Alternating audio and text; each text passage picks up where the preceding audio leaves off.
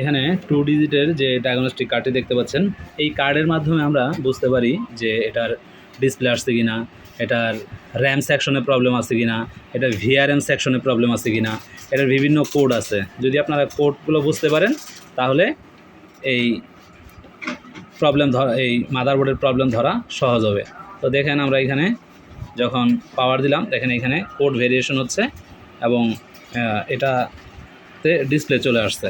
এই যে এখানে আমরা কিবোর্ডে ডিসপ্লে পাচ্ছি, এই যে কিবোর্ডে ডিসপ্লে পাচ্ছি। ওকে, তো এখন যদি এইখানে একটা কোড ভেরিয়েশন আছে, র্যামের জন্য আরেকটা কোড ভেরিয়েশন আছে, ভিআরএম সেকশনের জন্য আরেকটা কোড ভেরিয়েশন আছে, তো এই কোড ভেরিয়েশনগুলা যদি আপনারা জানতে পারেন বা বুঝতে পারেন সেক্ষেত্রে কিন্তু প্রবলেম ফাইন্ড আউট করা সহজ হবে।